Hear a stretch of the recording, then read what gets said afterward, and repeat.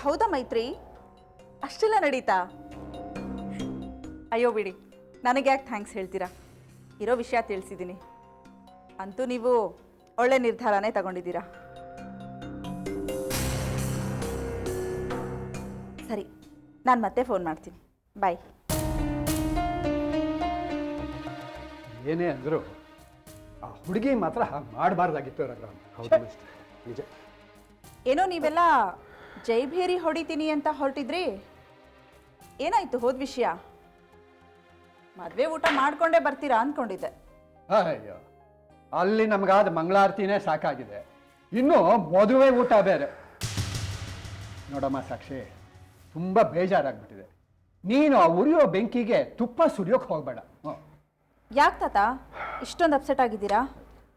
ಅಲ್ಲಮ್ಮ ಸಾಕ್ಷಿ, ಆ ಮೈತ್ರಿ ಮದುವೆ ಬೇಡ ಅಂತ ಎಷ್ಟು ಒರಟಾಗಿ ಹೇಳ್ಬಿಟ್ಲು ಗೊತ್ತಾ? It was really shocking. ಅಪ್ಪ, ಅವತ್ತಮ್ಮ ಫೋನ್ ಮಾಡಿದಾಗಲೇ ಅವಳು ಬೇಡ ಅಂತ ರಿಜೆಕ್ಟ್ ಮಾಡಿದ್ಲು.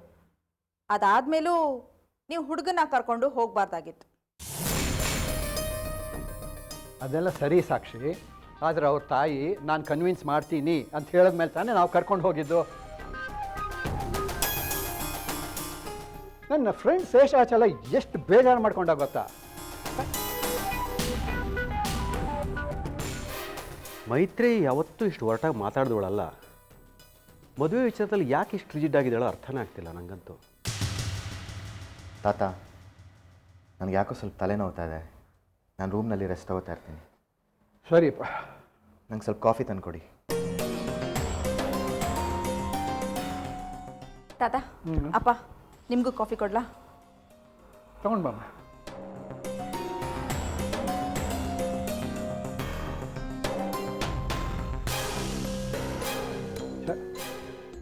ಏನಂದ್ರು ರಘುರಾಮ, ಸುಮ್ಮನೆ ನಮ್ಮ ಪ್ರಯತ್ನ ಎಲ್ಲ ವ್ಯರ್ಥ ಆಗೋಯ್ತಲ್ಲ ಅಂತ ಬೇಜಾರಾಗ್ತಿದೆ ಅಷ್ಟೆ. ಮುಂಚೆನೇ ಗೊತ್ತಿದ್ರೆ ಪಾಪ ಅವ್ರನ್ನೆಲ್ಲ ಕರೆಸ್ಬೇಕಾದ್ದು ಇರಲಿಲ್ಲ ಅಲ್ವಾ? ಹೌದು.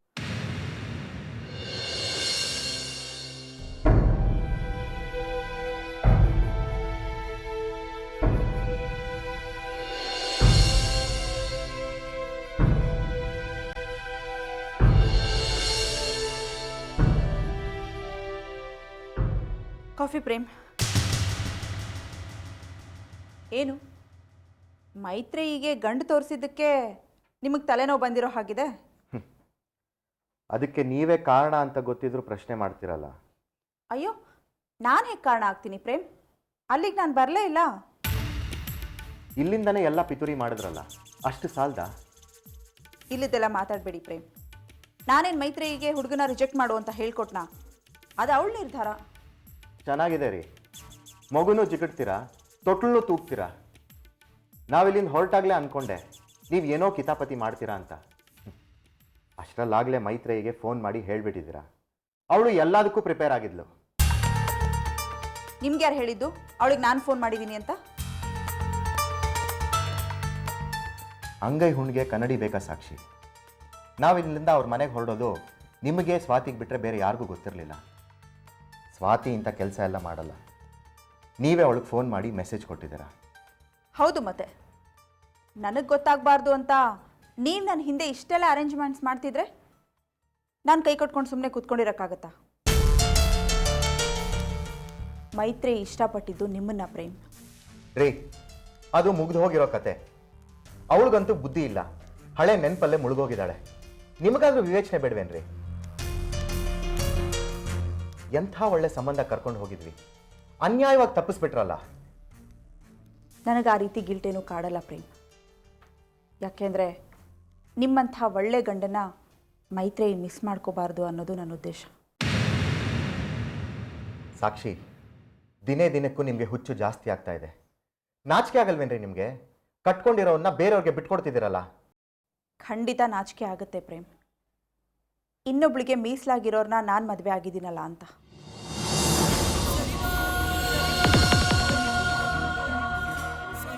ಇನ್ನೊಬ್ಬರು ವಸ್ತು ಕದಿಯೋ ಅಭ್ಯಾಸ ನನಗೆ ಯಾವತ್ತೂ ಇಲ್ಲ ಪ್ರೇಮ್. ಅಕಸ್ಮಾತಾಗಿ ಇನ್ನೊಬ್ಬರು ವಸ್ತು ನನಗೆ ಸಿಕ್ಕರೆ ಅದನ್ನು ವಾಪಸ್ ಕೊಡೋವರೆಗೂ ನನಗೆ ಸಮಾಧಾನ ಇರಲ್ಲ. ಅಂಥ ಜಾಯಮಾನದಳು ನಾನು. ನನ್ನ ಮನಸ್ಸು ನಿಮ್ಮ ಪಾಲ್ಗೆ ಆಟದ ವಸ್ತು ಆಗಿಬಿಟ್ಟಿದೆ ಅಲ್ಲ. ನೋಡಿ, ನಾ ಹೇಳ್ತಾ ಇದ್ದೀನಿ ಕೇಳಿ. ನೀವು ಏನೇ ಪ್ಲ್ಯಾನ್ ಮಾಡಿ ಸಂಧಾನ ಮಾಡಿಸಿ ನನ್ನನ್ನು ಮೈತ್ರೇಯಿ ಜೊತೆ ಮದುವೆ ಮಾಡಿಸೋದಕ್ಕೆ ನೋಡಿದ್ರೆ ನಾನು ಅದಕ್ಕೆ ಸಿದ್ಧವಾಗಿಲ್ಲ.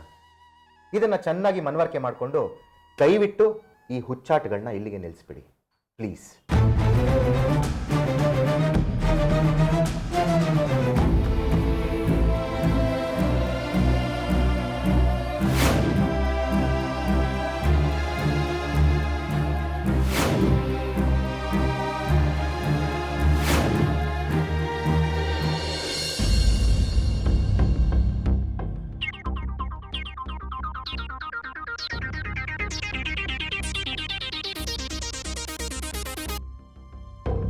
ಹಲೋ, ಏನು ಬಾಸ್ ಮರ್ತು ಬಿಟ್ರಾ? ಯಾರು? ಮೊನ್ನೆ ವರ್ಕ್ ಮಾಡಿದ್ವಲ್ಲ ಸರ್, ಪ್ರಧಾನ್ ಕಡೆಯರು ಅಂತ ಹೇಳಿ ಒಡೆಯೋ ನಾಟಕ ಮಾಡಿದ್ವಲ್ಲ. ಒಂದು ನಿಮಿಷ ಇದೆ.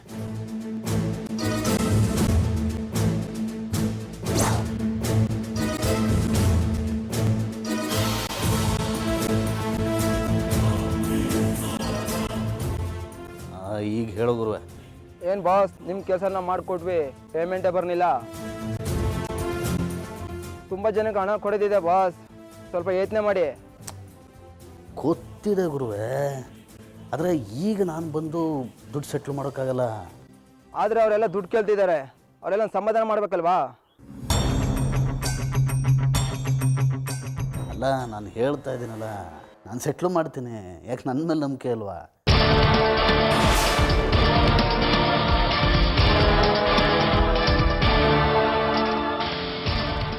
ಗುರುವೆ, ನಾನು ಬೇರೆಯವ್ರ ಕೈಲಿ ದುಡ್ಡು ಕಳ್ಸೋಕ್ಕಾಗಲ್ಲ, ನಾನೇ ಬಂದು ಸೆಟ್ಲ್ ಮಾಡಬೇಕು. ಈಗ ಮನೆಯಲ್ಲಿ ನಾಟಕ ಆಡ್ತಿದ್ದೀನಿ ನಾನು. ನನ್ನ ಕಾಲಕ್ಕೆ ಸರ್ಜರಿ ಆಗಿದೆ, ನನಗೆ ನಡೆಯೋಕ್ಕಾಗ್ತಿಲ್ಲ, ಹಾಗೆ ಹೀಗೆ ಅಂತ. 1-2 ದಿನ ಟೈಮ್ ಕೊಡು, ನಾನು ಸೆಟ್ಲ್ ಮಾಡ್ತೀನಿ. ನನ್ನ ಮೇಲೆ ನಂಬಿಕೆ ಅಲ್ವಾ ನಿನಗೆ? ಏನು ಗುರುವೆ, 1-2 ದಿನ ಟೈಮ್ ಕೊಡು. ಆಯಿತು ಬಾಸ್. ಓಕೆ.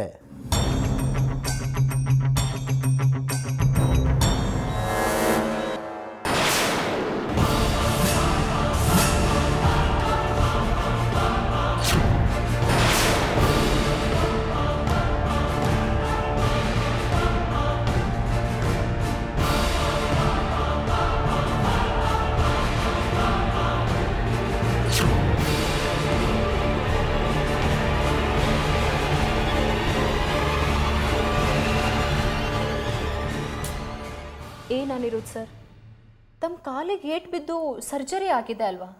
ಒಂದು ಕಡೆಯಿಂದ ಇನ್ನೊಂದು ಕಡೆಗೆ ಕಾಲನ್ನು ಎತ್ತಿಡೋದಕ್ಕೂ ಆಗಲ್ಲ ಅಲ್ವಾ?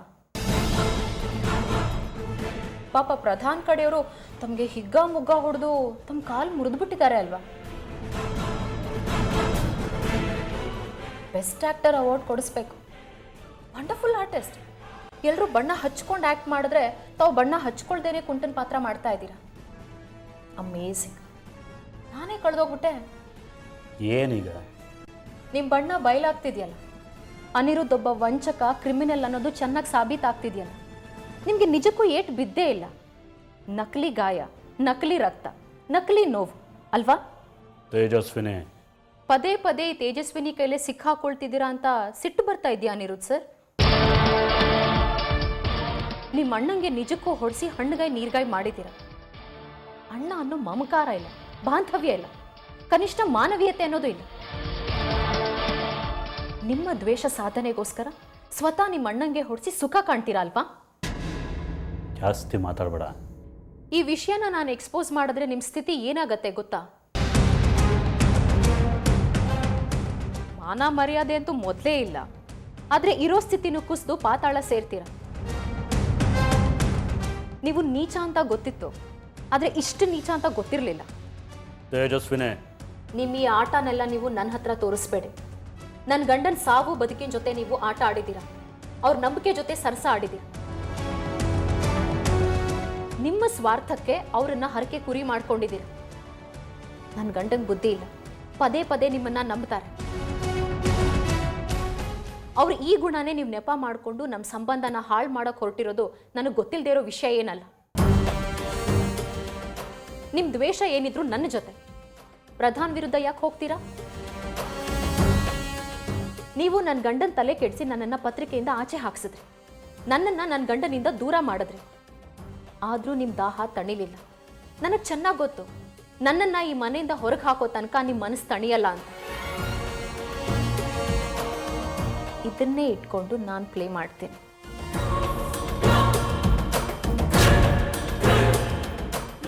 ಪ್ಲೇ ಮಾಡ್ತೀಯ? ಮಾಡು. ಏನು ಮಾಡ್ಕೊಳಕ್ಕೆ ಸಾಧ್ಯ? ನನ್ನ ಕಾಲು ಕೈ ಎಲ್ಲ ಸರಿಯಾಗಿದೆ ಅಂತ ಹೇಳ್ತೀಯಾ? ಸಾಧ್ಯನೇ ಇಲ್ಲ. ನನಗೆ ಸರ್ಜರಿ ಆಗಿದೆ, ಕಾಲು ಸರಿಯಾಗಿಲ್ಲ ಅಂತ ಡಾಕ್ಟರ್ ಸರ್ಟಿಫೈ ಮಾಡಿದ್ದಾರೆ. ಎಲ್ಲನೂ ಖರೀದಿ ಮಾಡಿ ಇಟ್ಕೊಂಡಿದ್ದೀನಿ. ಅದೇನು ಪ್ಲೇ ಮಾಡ್ತೀಯೋ ಮಾಡು. ನೀನು ಪ್ಲೇ ಮಾಡೋಕ್ಕೆ ಹೋದರೆ ಫೂಲ್ ಆಗ್ತೀಯ. ಸಾಕೆಟ್ಸ್ ಎಲ್ಲ ನನ್ನ ಕಡೆಯಿಂದ ಫೂಲ್ ಆಗಿದೆಯಾ? ಮತ್ತೆ ಫೂಲ್ ಆಗೋಕ್ಕೆ ರೆಡಿ ಆಗು.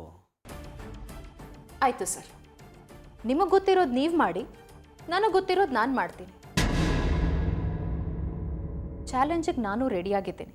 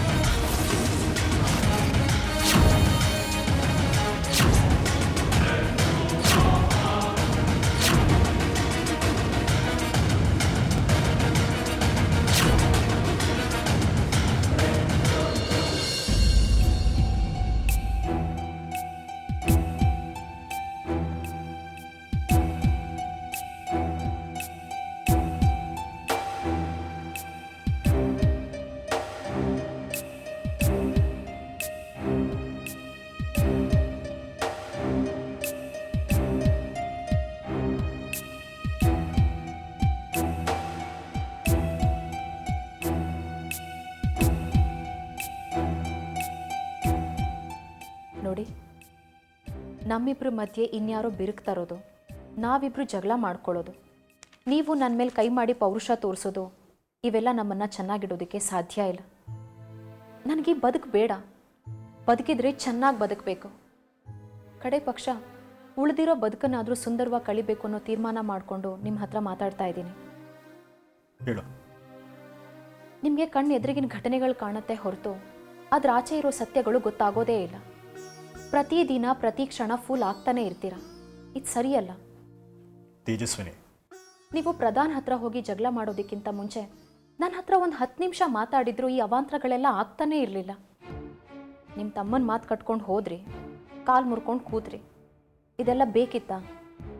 ನಿಮ್ಮ ತಮ್ಮನ ಬಗ್ಗೆ ಏನಾದರೂ ಹೇಳಿಬಿಟ್ರೆ ಸಿಟ್ಟು ಬಂದುಬಿಡುತ್ತೆ ನಿಮಗೆ. ಪದೇ ಪದೇ ಅನಿರುದ್ಧ ಬಗ್ಗೆ ಆರೋಪ ಮಾಡೋದಕ್ಕೆ ನನಗೂ ಇಷ್ಟ ಇಲ್ಲ. ನೀವು ನನ್ನ ಮೇಲೆ ಕೈ ಮಾಡಿ ಅಟ್ಟಹಾಸ ತೋರಿಸಿದ್ಮೇಲೆ ಮಾವ ನನ್ನ ಹತ್ರ ಬೇಜಾರು ಮಾಡಿಕೊಂಡು ಮಾತಾಡಿದ್ರು. ಏನಂತ? ನೀನು ಆದಿತ್ಯ ಎಲ್ಲಾದರೂ ದೂರ ಮನೆ ಮಾಡಿಕೊಂಡು ಸುಖವಾಗಿರಿ, ಇಲ್ಲಿರೋದು ಸಾಧ್ಯ ಇಲ್ಲ ಅಂತ. ಏನು ಹೇಳ್ತಾ ಇದೆಯಾ? ಹೌದು, ನಾವೆಲ್ಲಾದರೂ ದೂರ ಹೋಗೋಣ. ಈ ಮನೆಯಲ್ಲಿ ಇದ್ದಿದ್ದು ಸಾಕು. ಅಕ್ಕ, ಏನು ಮಾತಾಡ್ತಾ ಇದ್ರಿ ನೀವು? ಮನೆ ಬಿಟ್ಟು ಹೋಗೋಣ ಅಂತನಾ? ಅಕ್ಕ, ನಿಜವಾಗ್ಲೂ ನೀವು ಮನೆ ಬಿಟ್ಟು ಹೋಗ್ತಾ ಇದ್ದೀರಾ? ಜಾನು, ಸದ್ಯದ ಸಮಸ್ಯೆಗೆ ಅದೇ ಪರಿಹಾರ. ಅತ್ತೆಗೂ ಮಾವಂಗೂ ಇದೇ ಸರಿ ಅನಿಸಿದೆ. ಅದಕ್ಕೆ ಅವರೇ ಹೇಳಿದ್ದು ನೀವೆಲ್ಲಾದರೂ ದೂರ ಮನೆ ಮಾಡ್ಕೊಂಡು ಹೋಗೋದೇ ವಾಸಿ ಅಂತ. ಅಪ್ಪ ಅಮ್ಮ ಆ ರೀತಿ ಹೇಳಿದ್ರ? ಹೌದು, ನಾನೇ ಹಾಗೆ ಹೇಳಿ. ಅದು ಇರೋ ಸತ್ಯನ ಹೇಳ್ತಾ ಇರೋದು. ನೋಡು, ಇಲ್ಲಿದ್ರೆ ನಿನ್ನ ಮನಸ್ಸನ್ನು ಯಾರೋ ಕೆಡ್ಸಿದ್ರು, ಇನ್ನೇನೋ ಆಯಿತು, ಅದೆಲ್ಲ ಆರೋಪಗಳು ಬರೋದು ಬೇಡ. ಅದೇ ಬೇರೆ ಇದ್ದರೆ ನೀವಿಬ್ಬರೇ ಇರ್ತೀರಿ, ನಿಮ್ಮಿಬ್ಬರಲ್ಲಿ ಪ್ರೀತಿ ಹೆಚ್ಚಾಗುತ್ತೆ, ಬಾಂಧವ್ಯ ಗಟ್ಟಿ ಆಗುತ್ತೆ. ಅದಕ್ಕೆ ಬೇರೆ ಮನೆ ಮಾಡ್ಕೊಂಡಿರೋದೇ ವಾಸಿ ಅನಿಸುತ್ತೆ. ಅಪ್ಪ ಏನು ಹೇಳ್ತಾ ಇದ್ದೀರಾ? ಹೌದು ಆದಿ, ನೀ ಇಬ್ಬರು ಚೆನ್ನಾಗಿರ್ಲಿ ಅಂತಾನೆ ಹೇಳ್ತಾ ಇರೋದು. ಇದು ಇದ್ದಕ್ಕಿದ್ದಾಗೆ ಬಂದ ಥಾಟ್ ಅಲ್ಲ. ನಾನು ನಿಮ್ಮಪ್ಪ ಇದ್ರ ಬಗ್ಗೆ ಕೂತು ಚೆನ್ನಾಗಿ ಯೋಚನೆ ಮಾಡಿ ಈ ಡಿಸಿಷನ್ಗೆ ಬಂದಿರೋದು. ನೋಡು, ನೀವಿಬ್ಬರೇ ಇದ್ದರೆ ಜಗಳ ಆದರೂ ನಿಮ್ಮ ನಡುವೆನೇ ಇರುತ್ತೆ, ಪ್ರೀತಿ ಇದ್ರೂ ನಿಮ್ಮ ನಡುವೆನೇ ಇರುತ್ತೆ. ನಿಮಗೆ ಡಿಸ್ಟರ್ಬ್ ಮಾಡೋಕ್ಕೆ ಬೇರೆ ಯಾರೂ ಇರೋದಿಲ್ಲ. ಅದಕ್ಕೆ ನೀನು ತೇಜಸ್ವಿನಿ ಇಬ್ಬರು ಬೇರೆ ಹೋಗಿ. ಹೌದು ಆದಿತ್ಯ, ನಮಗೆ ಬೇರೆ ದಾರಿನೇ ಕಾಣ್ತಿಲ್ಲ ಕಣೋ.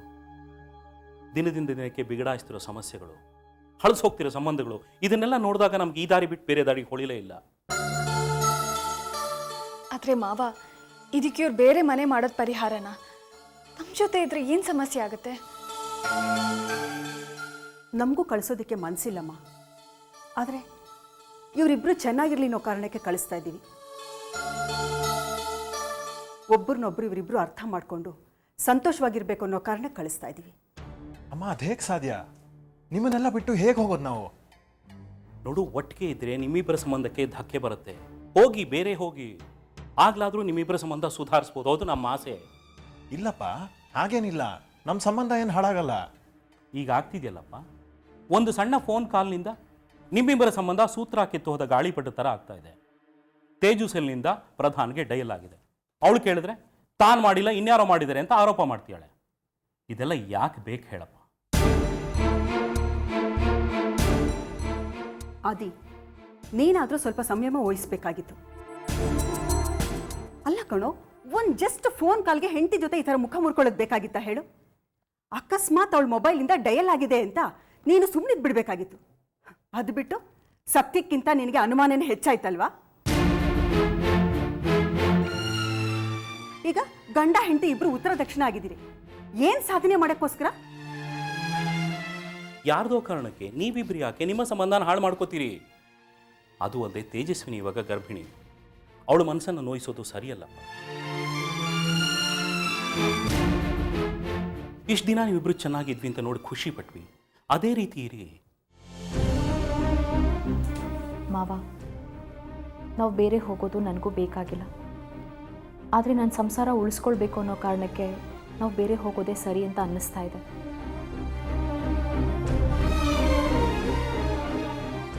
ಅಕ್ಕ ಪ್ಲೀಸ್, ನೀವು ಇದೇ ರೀತಿ ಯೋಚನೆ ಮಾಡ್ತಾ ಇದ್ದೀರಾ? ಪ್ಲೀಸ್ ಹೀಗೆಲ್ಲ ಮಾತಾಡಬೇಡಿ. ಜಾನು, ನಿನಗೆ ಎಲ್ಲ ಗೊತ್ತಿದೆ. ಎಲ್ಲ ನೋಡೇ ನಿರ್ಧಾರಕ್ಕೆ ಬಂದಿರೋದು. ಪ್ಲೀಸ್ ಬೇಜಾರು ಮಾಡ್ಕೋಬೇಡ.